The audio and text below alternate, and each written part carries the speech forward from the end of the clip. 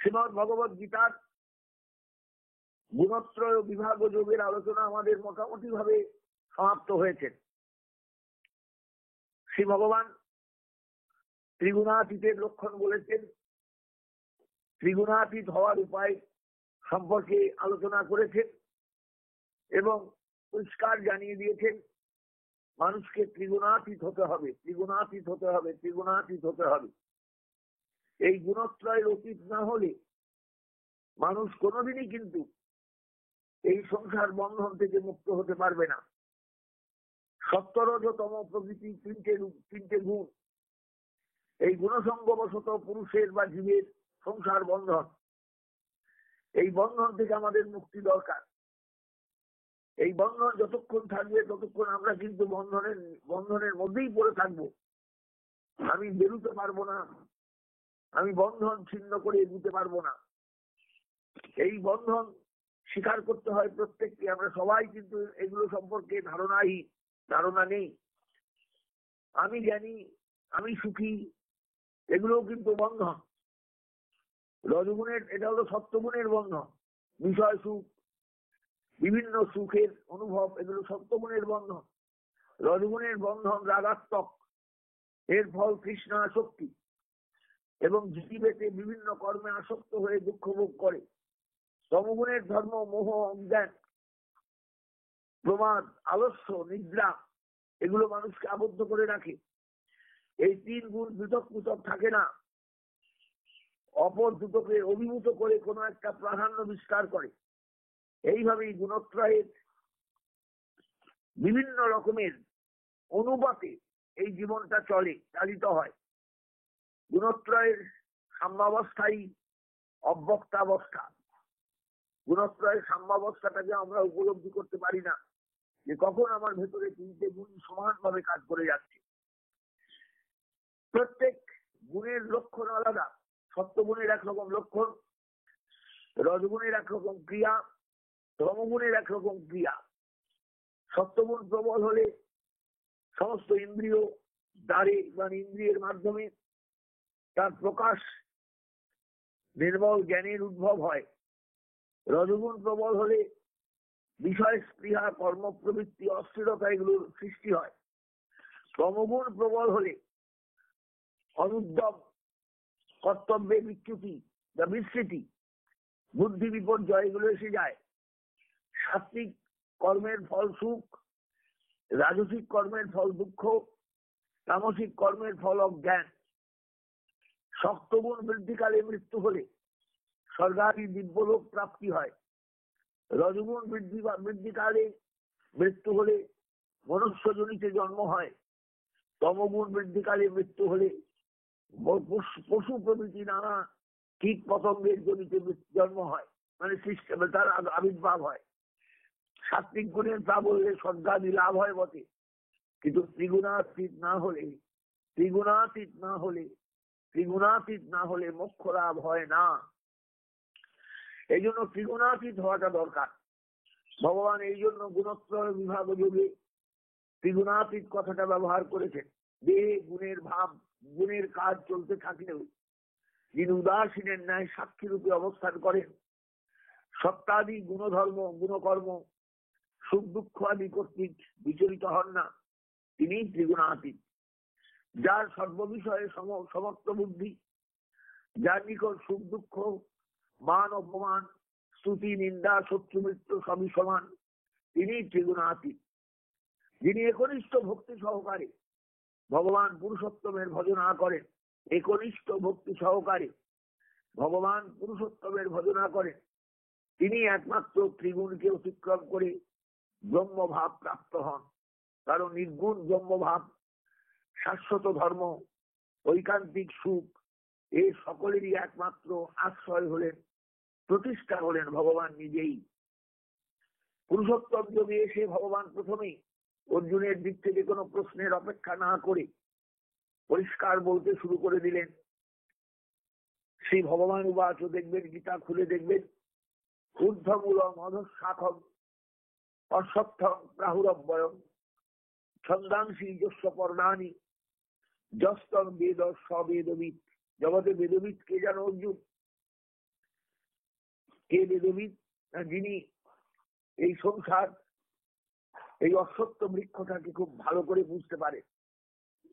ঊর্ধ্বমূলম, যার মূল ঊর্ধ্বে, অধঃশাখম, অধোদিকে যার শাখা, মানে গাছটা উল্টানো গাছ, বিরাট অশ্বত্থ গাছ, পাতাগুলো নিচের দিকে, শেকড় বাকড় সব উপরের দিকে, সেটাই হলো সেই অশ্বত্থ গাছ।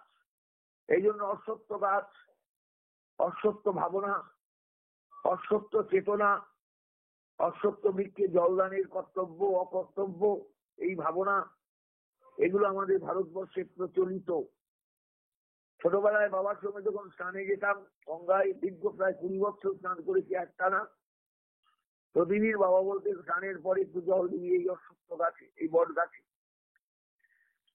বট গাছে জল দেওয়া বিষ্ণু প্রীতির জন্য, আর অশ্বত্থ গাছে জল দেওয়া হলো একটা বিশেষ চেতনা লাভের জন্য। এই সংসারের অনিত্যতার চেতনা, অনিত্যতার চেতনা। এই সংসারে কোনো কিছুই নিত্য নয়, কোনো কিছুই চিরস্থায়ী নয়। সেই চেতনাটা ভেতরে কার্যকরী না হলে এই সংসারকে ভালোবেসে ফেলতে হবে। আমরা সবাই তাই ভালোবাসি সংসারকে, কিন্তু ভালো লাগার জায়গায় সংসার নয়। ভালো লাগার বস্তু হলেন ভগবান, ভালো লাগার বস্তু হলেন ঈশ্বর, কিন্তু আমরা সংসারকে ভালোবাসি। আমার ছেলে, আমার স্ত্রী, আমার সংসার, আমার অর্থ, আমার বৈভব, এগুলোকে ভালোবাসি আমরা। এটাই হলো আমাদের সবচেয়ে বড় মিথ্যাচার। আমরা বুঝি না ব্যাপারগুলো। সংসারকে তাই অশ্বত্থ বৃক্ষ রূপে এই অধ্যায়ে পুরুষোত্তম যোগে প্রথমেই এনে ভগবান বলছেন, অর্জুন শোনো, ঊর্ধ্বমূলম অধঃশাখম অশ্বত্থম প্রাহুরব্বয়ম। এই সংসারটা হলো অব্যয় অশ্বত্থ গাছ, উল্টনো। এর মূল ঊর্ধ্বলোকে আর অধোদিকে, এই সংসারের মধ্যে তার ডাল পালা পাতা পত্রাদি সবকিছু এর নিচের দিকে, মানে একটা উল্টনো বিশাল অশ্বত্থ গাছ এই সংসার। এই সংসারটাকে, এই অশ্বত্থ বৃক্ষটাকে চিনতে হয়। সংসার বৃক্ষের একটা রূপক এখানে এসে গেছে। কঠিন বিষয়কে বোঝাতে গেলে রূপকের আশ্রয় নিতে হয়। এখানে সংসারকে অশ্বত্থ বৃক্ষের সঙ্গে তুলনা করা হয়েছে। এই সংসার বৃক্ষ ঊর্ধ্বমুখ, ঊর্ধ্বমূল।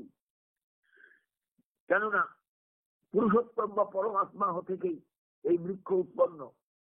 এই জন্য একে ব্রহ্ম বৃক্ষ বলা হয়। কথোপনিষদে ব্রহ্ম বৃক্ষ কথাটা উল্লেখ আছে, মহাভারতেও আছে। এই বৃক্ষের শাখা স্থানীয় হলেন মহত্তত্ত্ব, অহংকার তত্ত্ব প্রভৃতি পরিণামগুলো ক্রমশ অধোগামী। এই জন্য এই বৃক্ষ অধঃশাখ, মানে শাখা প্রশাখা সব নিচের দিকে। পুরুষোত্তম বা পরব্রহ্ম থেকে কিভাবে প্রকৃতির বিস্তার হয়েছে তা এর আগে গীতায় বর্ণনা করে এসেছেন ভগবান।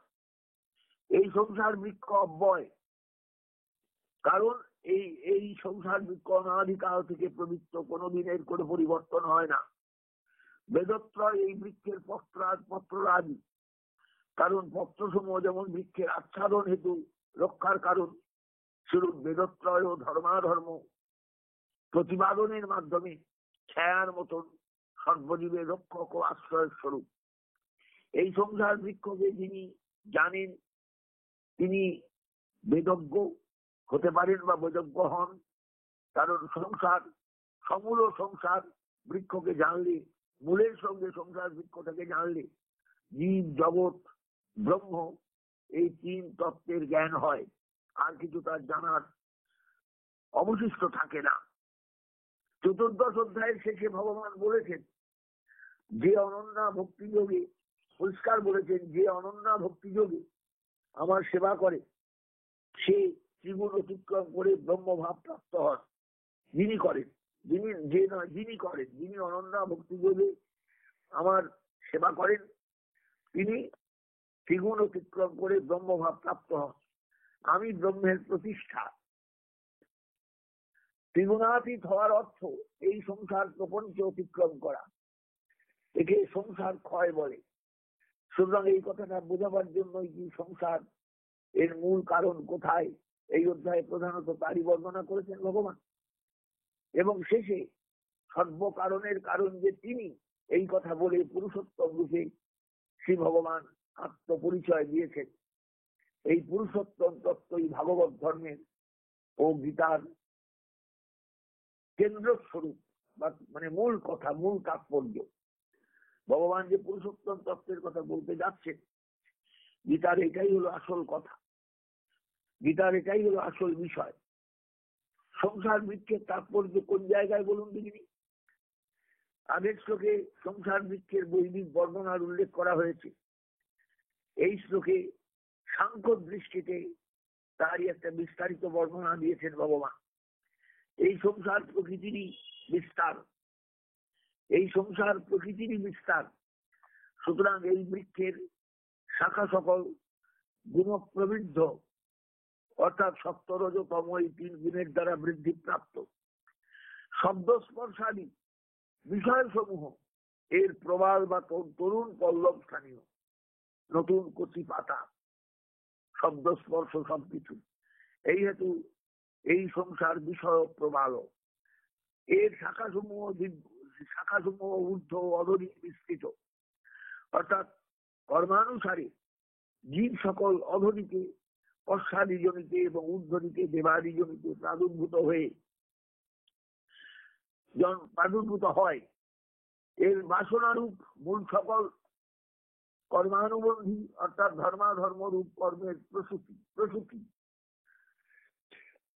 এই মূল সকল অধদিকে মনুষ্যলোকে মিশ্রিত রয়েছে, কারণ মানুষেরই কর্মাধিকার ও কর্মফল বিশেষ রূপে প্রসিদ্ধ। আগের শ্লোকে বলা হয়েছে পরমেশ্বরী এর মূল, প্রধান মূল। এই শ্লোকোক্ত মূলগুলি অবান্তর মূল, যাকে বাংলায় বলা হয় ঝুড়ি। বাসনা দ্বারাই লোক ধর্মাধর্মে প্রবৃত্ত হয়। সুতরাং বাসনা জানি এই অবান্তর মূল। এই সম্পর্কে আমাদের একটু ধ্যান ধারণা প্রত্যেকের দরকার, অন্তত গীতাকে ঠিক উপলব্ধি করতে গেলে। সংসার বৃক্ষের তাৎপর্যটা কোথায়, সংসার বৃক্ষটা কেন আমরা জানবো, কেন আমরা বুঝবো? তৃতীয় চতুর্থ শ্লোকে এসে ভগবান বলছেন, 2 নম্বর শ্লোকে বলছেন, এটা ওই সংসার বৃক্ষেরই বর্ণনা। প্রথম শ্লোক থেকে যে আরম্ভ করেছেন ভগবান, ঊর্ধ্বমূল মধুশাখম অশ্বত্থম প্রাহুরব্বয়ম। শুধু অশ্বত্থ শব্দটা সবসময় খেয়াল রাখবেন। ন স পৃষ্ঠটি য স অশ্বত্থ, কাল যা থাকবে না তার নাম অশ্বত্থ। আমাদের অশ্বত্থ অশ্বত্থ অশ্বত্থ অশ্বত্থ ভাবনা, অশ্বত্থ চেতনা, অশ্বত্থ বৃক্ষে জল দান, অশ্বত্থ বৃক্ষ লাগাও, তাতে মঙ্গল হবে, তাতে পুণ্য হবে। এই সমস্ত যে ধ্যান ধারণাগুলো আমাদের সমাজে প্রচলিত, তার কারণই একটাই, মানুষকে অশ্বত্থ চেতনায় উদ্বুদ্ধ করে তোলা, অশ্বত্থ চেতনায় উদ্বুদ্ধ করে তোলা, অশ্বত্থ ভাবনায় চালিত করা, অশ্বত্থ ভাবনা নিয়ে সে তৈরি হোক নিজের জীবনে। এটাই হলো এই কথার সবচেয়ে মূল, মানে বড় তাৎপর্য, বড় মূল্যবানের মূল ভেতরের তাৎপর্যটা। ঊর্ধ্বমূল অধঃশাখম অশ্বত্থম প্রাহুরব্বয়ম ছন্দাংশী যস্য পর্ণানি যস্তম বেদ সবেদবি। তিনি বেদবিদ, যিনি এই সংসার বৃক্ষ বা সংসার অশ্বত্থ বৃক্ষটাকে বুঝতে পারে, যার মূল উপরের দিকে, পাতা ডালপালা সব নিচের দিকে। এটা অব্যয় বৃক্ষ, চিরকাল আছে, চিরকাল ছিল, চিরকাল থাকবে। সমস্ত বেদাদি যে শাস্ত্র এর পাতা, এবং এই বৃক্ষকে যিনি জানেন, এই বৃক্ষকে যিনি চেনেন, এই বৃক্ষ সম্পর্কে যিনি অবহিত আছেন, তিনি বেদবিদ।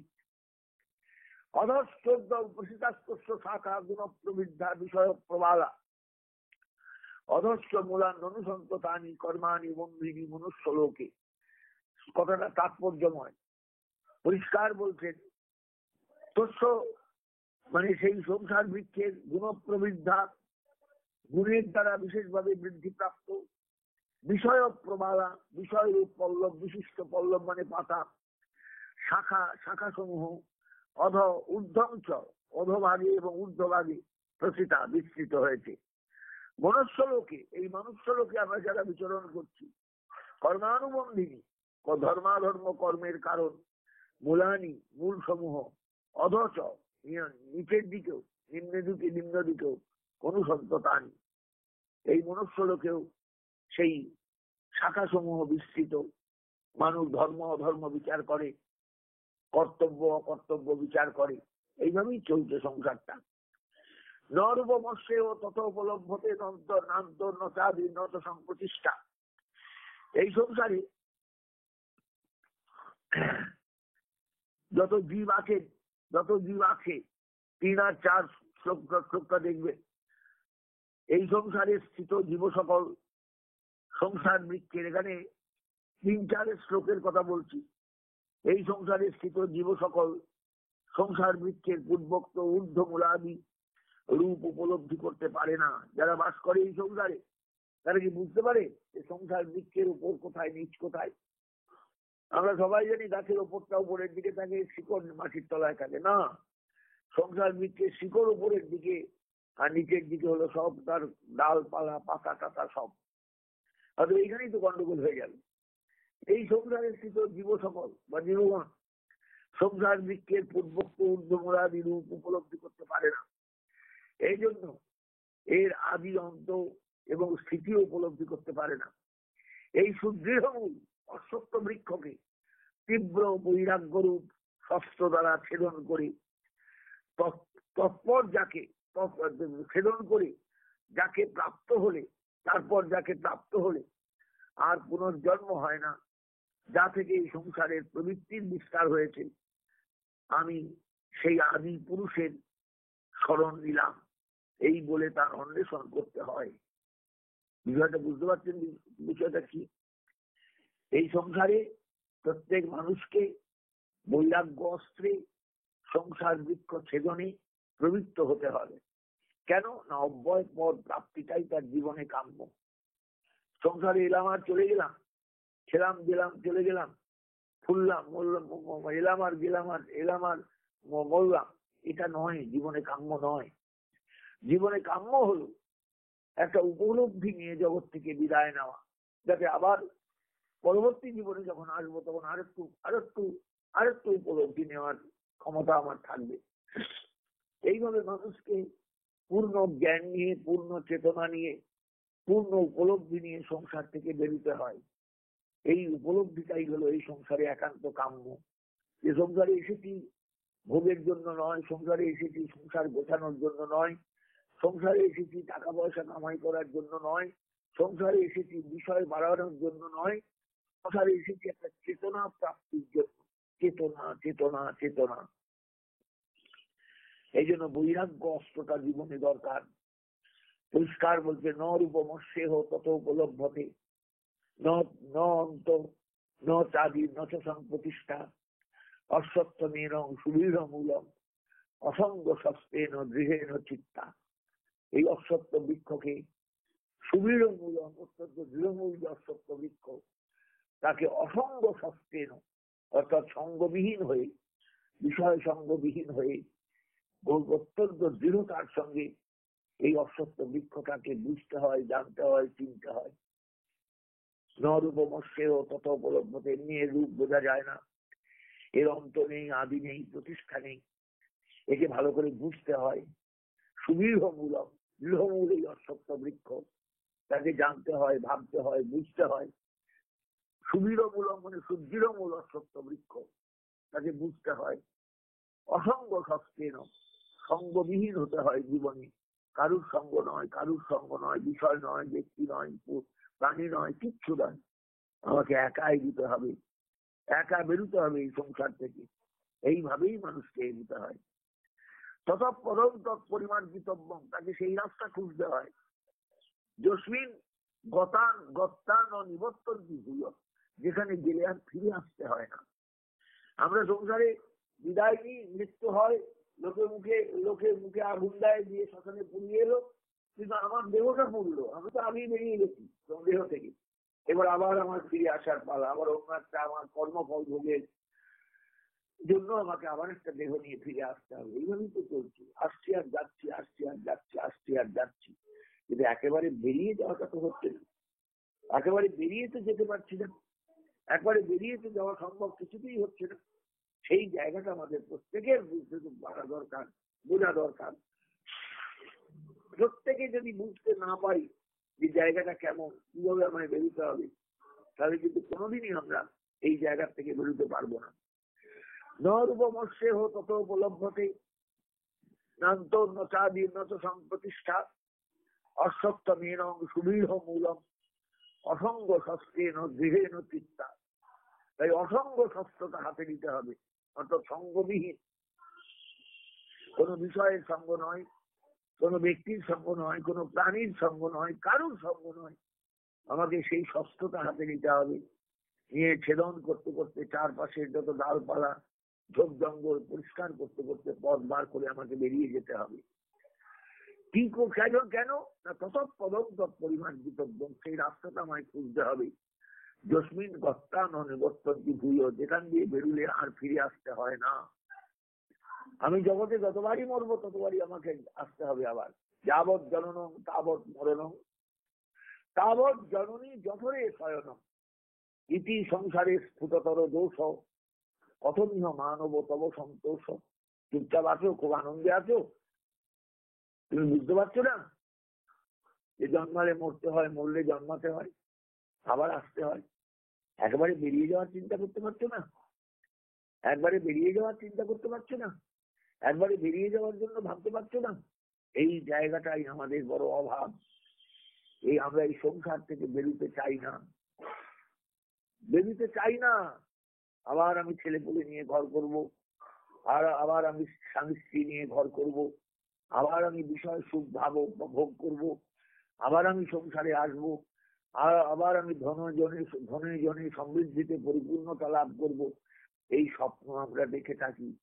এই যে কত বড় মূর্খামি, কত বড় আমাদের জীবনের ত্রুটি, এগুলো আমরা কেউ উপলব্ধি করি না, কেউ উপলব্ধি করি না, কেউ উপলব্ধি করি না। বিশ্বাস করুন, খুব গভীর ভাবে বিশ্বাস করবার চেষ্টা করবেন, বুঝবার চেষ্টা করবেন।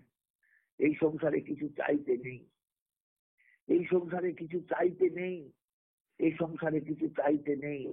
চাইলেই মরতে হয়, চাইলেই মরতে হয়, চাইলেই ডুবে যেতে হয়। এই সংসারে তিনি যেটুকু দিয়েছেন আরো কম দিন, আরো কম দিন, বরং ভালো।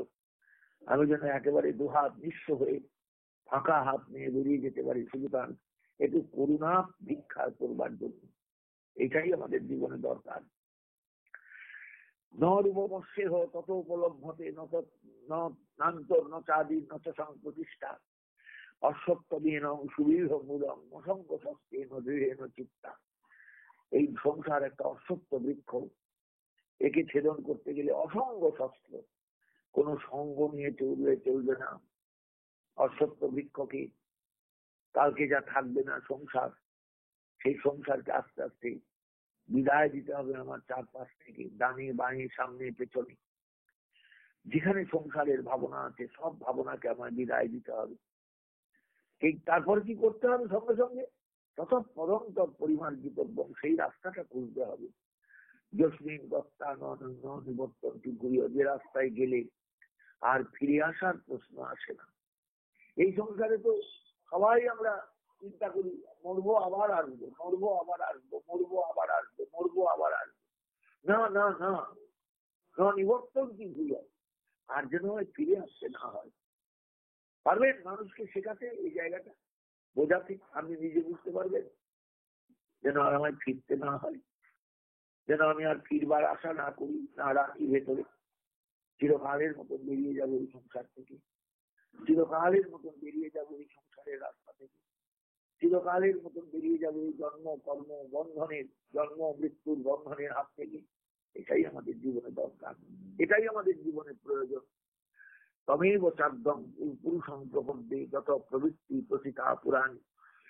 তাই যেখান থেকে সৃষ্টি কল্পনা এসেছে, যেখান থেকে এই সৃষ্টি ভাবনা এসেছে, যেখান থেকে এই সৃষ্টির চিন্তা এসেছে, যেখান থেকে এই সৃষ্টির রূপটা এসেছে, যিনি সৃষ্টিকর্তা, সেই তার চরণে শরণাগত হতে হয়। তুমি আমায় বাঁচাও, তুমি আমায় বাঁচাও, তুমি আমায় রক্ষা করো, তুমি আমায় রক্ষা করো।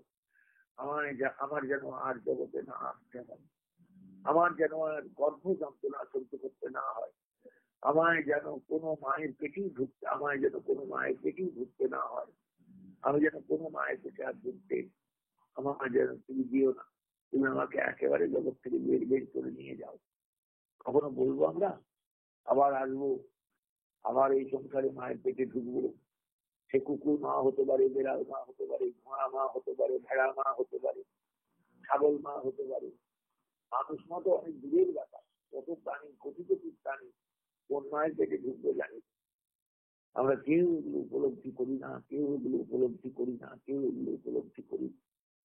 আমরা ভাবি জন্মানোটাই বোধহয় দরকার, মৃত্যুও যেমন দরকার, জন্মানোটাই দরকার না। একেবারে চলে যাওয়া, একেবারে চলে যাওয়া, একেবারে চলে যাওয়া, একদম বেরিয়ে যাওয়া সংসার থেকে, যাতে আর এই সংসারের রাস্তায়, সংসারের পথে আর আমায় না আসতে হয়, না যেন জন্মাতে হয়, পুনর্জন্ম যেন না হয়, আমি যেন জন্মরহিত হয়ে যাই। এটা কে চাইবে বলুন দেখি? কজনা বোঝে এই জায়গাগুলি। পরিষ্কার তাই বলছে, নরূপমস্যে তত উপলব্ধতে শান্ত চাঁদের নত প্রতিষ্ঠা অসত্যমেন সুদীর্ঘ মূলম অসঙ্গ ষষ্ঠেন দৃঢ়েন চিত্তা। তাই অসত্য ভাবনাটা জীবনে দরকার। প্রতি মুহূর্তে উঠতে বসতে খেতে শুতে একটাই ভাবনা, ন সতিষ্ঠতি য সত্য। কালকে যা থাকবে না তার নাম অসত্য। এই জগতে ডানে বাঁয়ে সামনে পেছনে তাকাবেন, সম্পত্তির দিকে তাকাবেন, বিষয়ের দিকে তাকাবেন, এগুলো কোনোটাই কাল থাকবে না। আজকে আছে কাল থাকবে না, আজকে আছে কাল থাকবে না। অর্থাৎ আপনি না থাকলে তো হয়ে গেল, আপনার কি হইল? আপনি চলে গেলেন, মালিকানা চলে গেল, মালিকানা বলতে বলতে চেঞ্জ হয়ে গেল, কিছুই নেই আপনার। সংসারে কে কোন জায়গার মালিক, সেই সংসারে কে কোন বিষয়টার মালিক, সংসারে কে কার মালিক, কেউ মালিক নন, মালিক একজন। আমরা সেই মালিককে চিনতে পারলাম না, সেই মালিককে বুঝতে পারলাম না, সেই মালিককে জানতে পারলাম না। শুধু আমি আমি আমি আমি করেই ভুলে গেলাম। এটাই আমাদের সবচেয়ে বড় যন্ত্রণা, সবচেয়ে বড় অসার্থকতা, সবচেয়ে বড় আমাদের জীবনে অপ্রাপ্তি, অপ্রাপ্তি, অপ্রাপ্তি। বিষয়টা বুঝবেন, প্রত্যেকে ধারণায় রাখবেন, অনুভবে রাখবেন, অনুভব করবার চেষ্টা করবেন। অসত্য ভাবনাটা কি ভাবনা, কি সাংঘাতিক ভাবনা। অমনি অমনি অসত্য কাটে জল দেওয়ার বিধি আমাদের শাস্ত্র চালু করেন, কেননা জল দিয়ে অসত্য চেতনাটা ভেতরে কাজ করে। জগতে কিছুই কাল থাকবে না, কিচ্ছু কাল থাকবে না, আজ আছে কাল থাকবে না। অথবা আমি কার জন্য কি করবো, আমি কার জন্য কি রাখবো, আমি কার জন্য কি গোছাবো, কিচ্ছু গোছাবার দরকার নেই। আজ এই পর্যন্ত রাখলাম। সবাই ভালো থাকবেন, সবাই অসত্য চেতনা নিয়ে বাঁচবেন, সবাই অসত্য ভাবনায় উদ্বুদ্ধ হবে। সবাই আমরা যেন আমাদের সন্তান সন্ততিকে অসত্য ভাবনা, অসত্য চেতনা, অসত্য জ্ঞান দিতে পারি, এই চেষ্টাটা করব। জয় নিতাই, জয় গৌরহরি, জয় শ্রীমদ্ ভগবদ্ গীতা।